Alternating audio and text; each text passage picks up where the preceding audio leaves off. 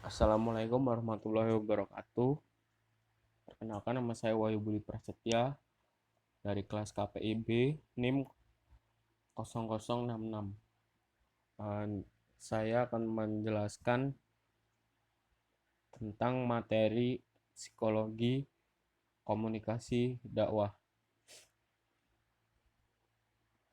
Yang pertama ada sensasi. Tahap awal dalam penerimaan pesan informasi, yaitu sensasi. Sensasi berasal dari kata sense yang artinya alat penginderaan yang menghubungkan organisme dengan lingkungannya. Dari 5 alat indera yang kita punya atau yang sering kita kenal adalah penglihatan, pendengaran, perabaan, perasa, dan juga penciuman. Dari kelima indera tersebut dapat dibagi dalam 3 kelompok, tiga macam. Yang pertama ada indera penerima, sesuai dengan sumber informasi. Sumber informasi bisa berasal dari dunia luar atau eksternal, misalnya telinga atau mata. Informasi juga berasal dari dalam individu diri sendiri, misalnya sistem peredaran darah. Yang ketiga, informasi juga berasal dari gerak tubuh, misalnya organ vestibular. Selanjutnya ada persepsi. Persepsi adalah pengalaman tentang objek, peristiwa, atau hubungan yang diperoleh dengan menyimpulkan informasi dan menafsirkan pesan. Persepsi memberikan makna pada stimuli indrawi atau sensori stimuli. Kemudian ada memori. Memori adalah sistem yang sangat berstruktur yang menyebabkan organisme sanggup merekam fakta tentang dunia dan menggunakan pengetahuannya untuk membimbing perilakunya. Menurut Scherzinger and Groves pada tahun 1976, setiap stimuli mengenai indera kita. Setiap saat pula stimuli itu direkam secara sadar ataupun tidak sadar. Yang pertama ada perekaman atau disebut encoding. Adalah pencatatan informasi melalui reseptor indera dan sirkuit saraf internal. Yang kedua ada penyimpanan atau storage. Adalah menentukan berapa lama informasi itu berada beserta kita, dalam bentuk apa dan di mana. Penyimpanan juga bisa aktif ataupun pasif. Selanjutnya ada jenis-jenis memori. Yang pertama ada pengingatan atau recall, adalah proses aktif untuk menghasilkan kembali fakta dan informasi secara verbatim atau kata demi kata tanpa petunjuk yang jelas. Pemanggilan interval yang kedua.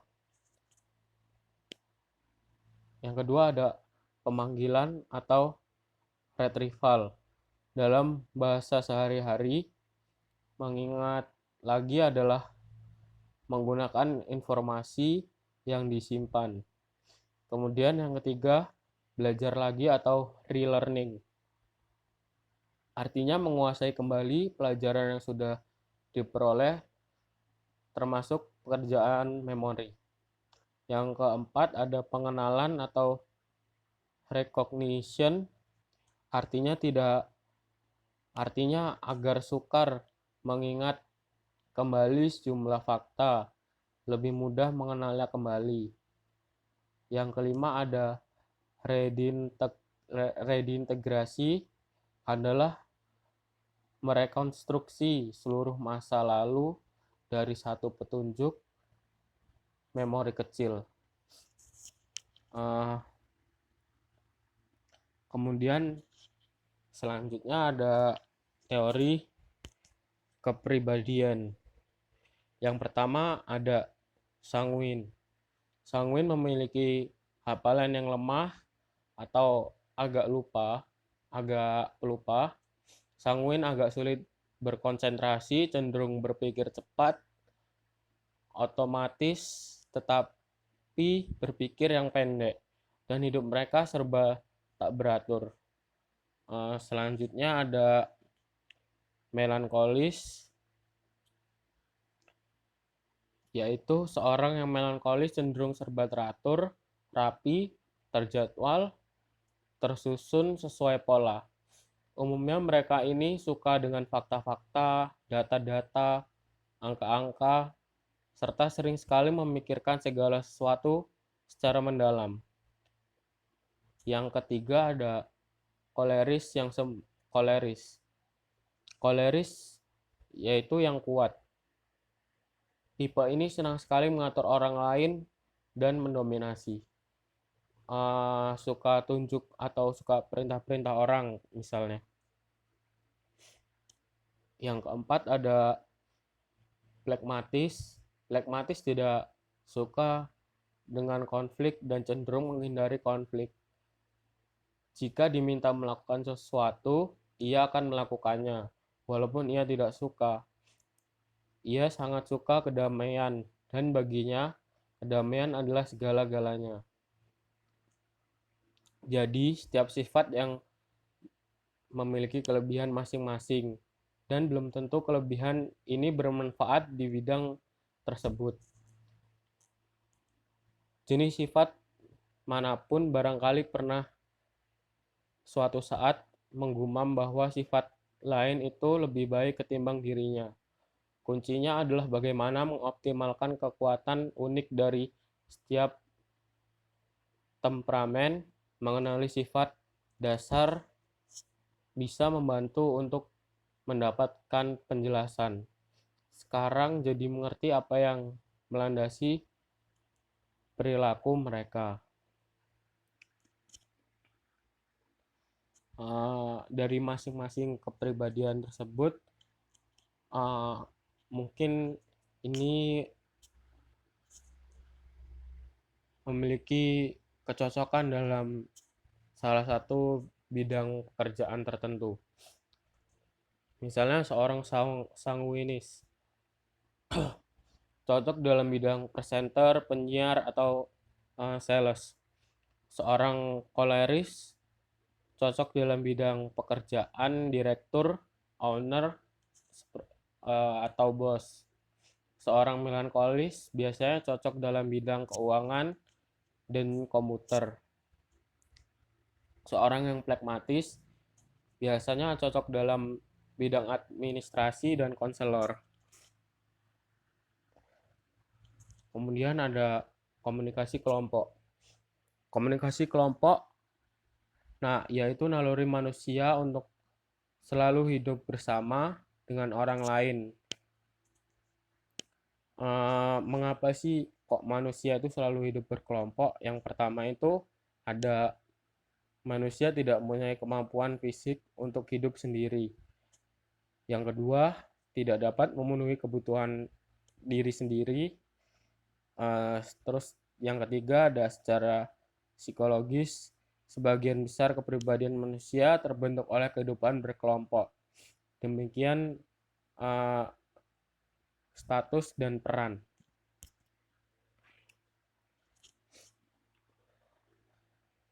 Yang materi selanjutnya ada pembentukan kelompok. Pembentukan kelompok ini ada dua, yaitu propinquity, yaitu kedekatan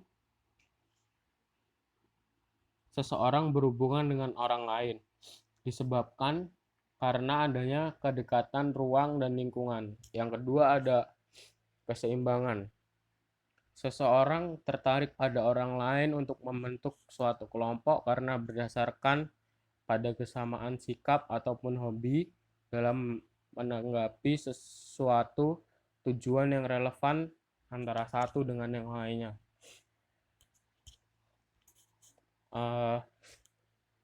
Ada selanjutnya masalah utama dalam dinamika kelompok. Yang pertama, kepemimpinan, pengambilan keputusan, pemecahan masalah, komunikasi, dan konflik.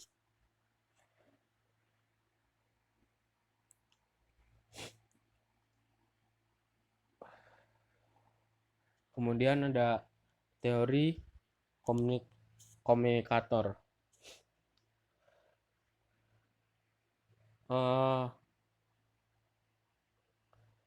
Yang pertama ada teori cognition and information processing.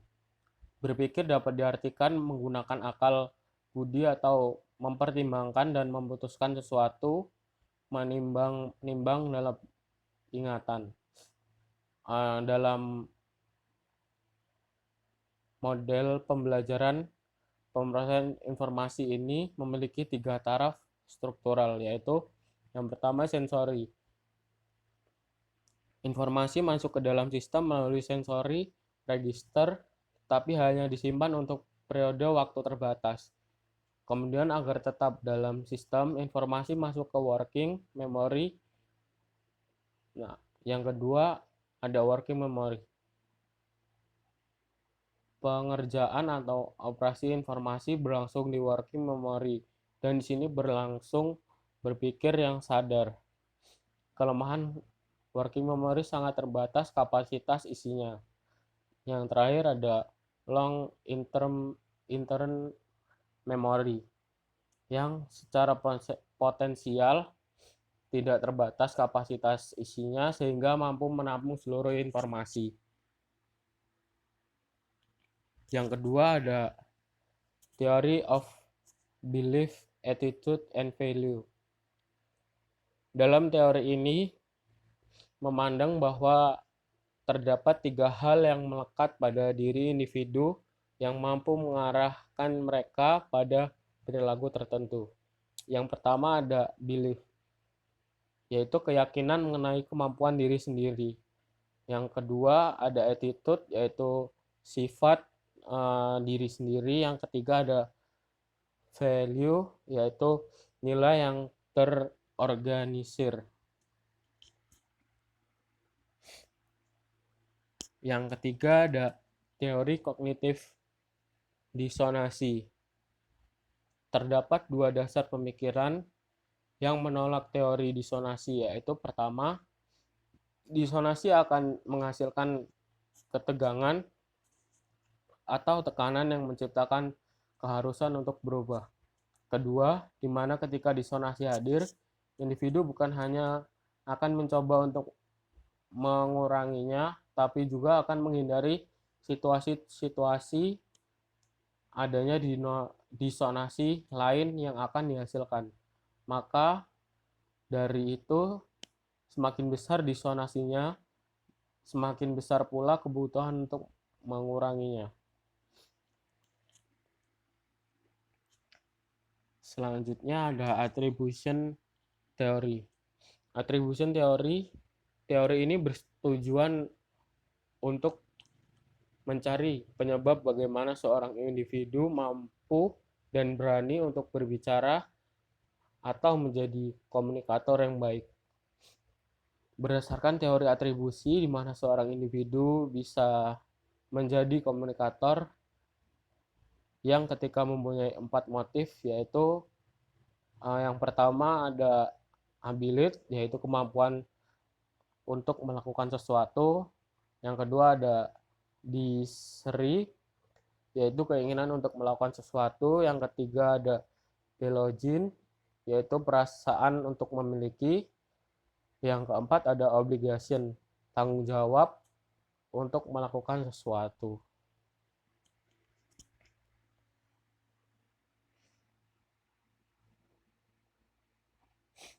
Selanjutnya ada traits theory.